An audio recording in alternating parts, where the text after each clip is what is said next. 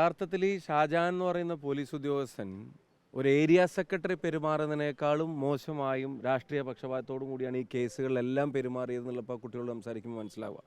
ഞാനിപ്പോൾ district cooperative ഹോസ്പിറ്റലിൽ പോയി. അവിടെ ഒരു ചെറുപ്പക്കാരൻ പട്ടികവർഗത്തിൽപ്പെട്ട ഒരു ആദിവാസി ചെറുപ്പക്കാരനാണ്. അയാളെ മർദ്ദിച്ചതിന് കേസെടുക്കാൻ പറഞ്ഞിട്ട് ഇതുവരെ ഒരു സ്റ്റേറ്റ്മെൻറ്റ് എടുക്കാൻ പോലും പോലീസ് താല്പര്യം കാണിച്ചിട്ടില്ല. ഒരു സംഘർഷം ഉണ്ടായിട്ടുണ്ട്. ആ സംഘർഷത്തിൽ അങ്ങോട്ടും ഇങ്ങോട്ടും സാധാരണ കേസും കൗണ്ടർ കേസും ഉണ്ടാവാറുണ്ട്. അതിനുപോലും പോലീസ് തയ്യാറായിട്ടില്ല. അപ്പോൾ ഞാനവിടെ ചെന്നപ്പോൾ മനസ്സിലാക്കിയത് ഇത്രയും ദിവസം പോലീസ് സർവേലൻസ് പോലും അവിടെ ഉണ്ടായിരുന്നു.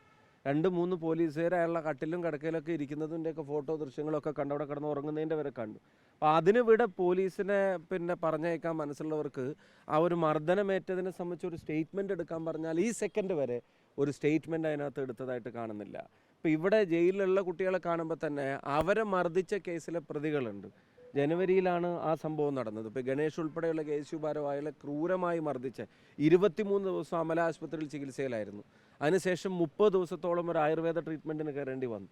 അങ്ങനെ 2 മാസത്തോളം ആ പരിക്കിൽ നിന്ന് മോചിതനാവാൻ വേണ്ടി എടുത്തൊരു സംഘർഷത്തിൽപ്പെട്ട പ്രതികളെ ഒരാളെയും പോലീസ് അറസ്റ്റ് ചെയ്തില്ല. അവർക്ക് മുൻകൂർ ജാമ്യം കിട്ടുന്നത് വരെ പോലീസ് കാത്തിരുന്നു. അത് സ്റ്റേഷൻ ബെയിൽ അവർക്ക് കൊടുക്കാൻ കഴിയില്ല എന്നറിയാം. അപ്പോൾ മുൻകൂർ ജാമ്യം കിട്ടുന്നത് വരെ കാത്തിരുന്നിട്ട് ഒരാളെ പോലും അറസ്റ്റ് ചെയ്യാതിരിക്കുക. ഇവിടെ ഇവരെ പ്രതികാര ബുദ്ധിയോടെ അറസ്റ്റ് ചെയ്തെന്ന് മാത്രമല്ല, ഈ ആ മുഖം മൂടി അണിയിച്ച് കയ്യാമം വെച്ച് തീവ്രവാദികളെ പോലെ രാജ്യദ്രോഹികളെ പോലെ അവരെ കൊലപാതക കേസിലെ പ്രതികളെ പോലെ അവരെ കോടതിയിൽ ഹാജരാക്കാൻ കൊണ്ടുവരിക. ഇതേ പോലീസ് തന്നെയാണ് കൊടിസുനിയെ കോടതിയിൽ ഹാജരാക്കാൻ കൊണ്ടുപോകുമ്പോൾ 7 മാസത്തിൽ 60 ദിവസം കൊടിസുനിക്ക് പരോളാണ് ഈ ഗവൺമെൻറ് കൊടുക്കുന്നത്. കേരളം കണ്ട ഏറ്റവും വലിയ ക്രൂര കൊലപാതകത്തിന് നേതൃത്വം കൊടുത്ത ഒരാൾ 7 മാസത്തിൽ 60 ദിവസം പരോള്. എന്നിട്ട് ആ കൊടിസുനിയെ കോടതിയിൽ ഹാജരാക്കാൻ കൊണ്ടുപോകുമ്പോൾ 2 എണ്ണം വീശാനും ടച്ചിങ്സിന് ചിക്കനും കൊടുത്ത സർക്കാർ സംവിധാനങ്ങളും ഈ വിദ്യാർത്ഥി സംഘടനാ പ്രവർത്തകരെ കറുത്ത മുഖം മൂടിയും കയ്യാമം വെച്ച് കൊണ്ടുപോകുന്നത് യഥാർത്ഥത്തിൽ പോലീസിൻ്റെ മുഖം മൂടിയാണ് അഴിഞ്ഞു വരിക്കുന്നത്. അവരുടെ ഉള്ളിലെ മുഖം പോലീസിൻ്റെ അല്ല. അവരുടെ ഡ്രസ്സ് കാക്കിയാണെങ്കിലും അവരെടുക്കുന്നത് പാർട്ടി പണിയാണ്. CPM പണി, പാർട്ടി പ്രവർത്തനം നടത്തുകയാണ് പോലീസ് വേഷത്തിൽ.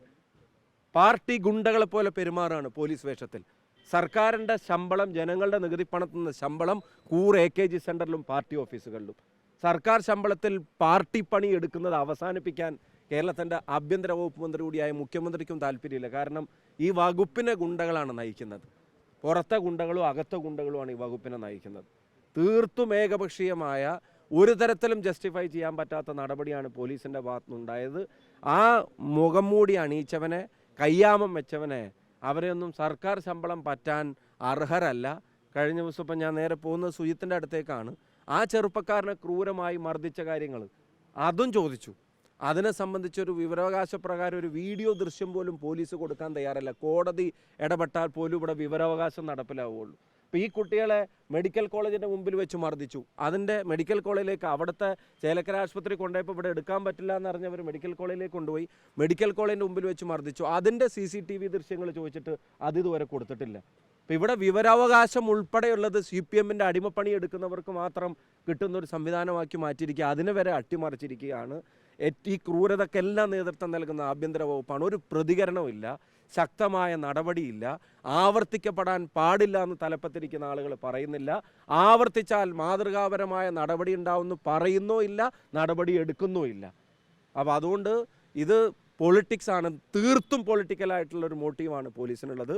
കാക്കിക്കുള്ളിൽ പാർട്ടി പണിയെടുക്കുന്ന അടിമകളെ, ഗുണ്ടകളെ പോലെയാണ് പിണറായി വിജയൻ്റെ കീഴിൽ പോലീസ് പെരുമാറുന്നത്. അതിനെതിരായിട്ടുള്ള വലിയ ജനാധിപത്യ പ്രതിഷേധങ്ങളുണ്ടാകും, പ്രതിരോധങ്ങളുണ്ടാകും, സമരങ്ങളുണ്ടാകും. അവർക്ക് നീതി കിട്ടാനുള്ള പോരാട്ടത്തിൽ കേരളത്തിലെ KPCCയും യൂത്ത് കോൺഗ്രസും KSU ഉൾപ്പെടെയുള്ള സംഘടനകളും ശക്തമായിട്ട് അണിനിരക്കും.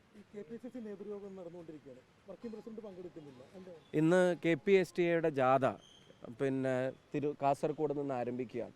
യഥാർത്ഥത്തിൽ അത് ഉദ്ഘാടനം ചെയ്യേണ്ടിയിരുന്നത് KPC പ്രസിഡൻ്റാണ്. പക്ഷേ ഇന്ന് നിയമസഭാ സമ്മേളനം നടക്കുന്നതിനാൽ അതിൻ്റെ ഉദ്ഘാടനത്തിൻ്റെ ചുമതല അദ്ദേഹം എന്നെ ഏൽപ്പിച്ചു. അപ്പോൾ ഞാൻ രാവിലെ സുജിത്തിൻ്റെ കല്യാണത്തിന് പോകും. സുജിത്തിൻ്റെ കല്യാണത്തിന് പോയിട്ട് തിരൂർ ബൈ റോഡ് പോയി അവിടുന്ന് 1:50 ട്രെയിനിൽ പോയി കാസർഗോഡ് KPSTA അധ്യാപക സംഘടനയുടെ സംസ്ഥാന ജാഥയാണ്. അതൊരു സംഘടനാ ഉത്തരവാദിത്വം ആയതുകൊണ്ടും KPC പ്രസിഡന്റ് ചുമതലപ്പെടുത്തിയതുകൊണ്ടും ഞാൻ അങ്ങോട്ട് പോവുകയാണ്.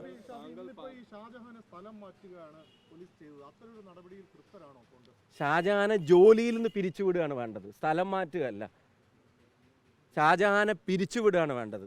അങ്ങേയറ്റം ജനാധിപത്യ വിരുദ്ധവും പ്രത്യേകിച്ച് വിദ്യാർത്ഥി സംഘടനാ പ്രവർത്തകർക്ക് നേരെ, പൊതുപ്രവർത്തകർക്ക് നേരെ ഒരിക്കലും ഉപയോഗിക്കാൻ പാടില്ലാത്ത തരത്തിലുള്ള പെരുമാറ്റമാണ് ഷാജഹാൻ്റെയും പോലീസ് അംഗങ്ങളുടെയും ഭാഗത്തുണ്ടായിരുന്നത്. സുജിത്തിനെ മർദ്ദിച്ച സ്റ്റേഷനിലെ SHO ഇയാൾ തന്നെ ആയിരുന്നു എന്നുള്ളത് ഇപ്പം വിവരങ്ങൾ പുറത്തു വരുന്നുണ്ട്. അപ്പോൾ ഈ ആറ്റിറ്റ്യൂഡ് കൊണ്ട് നടക്കുന്നവരെ സ്ഥലം മാറ്റി ഓമനിക്കുകയല്ല, പിരിച്ചുവിട്ട് ശിക്ഷിക്കുകയാണ് സർക്കാർ ആർജവമുണ്ടെങ്കിൽ ചെയ്യേണ്ടത്.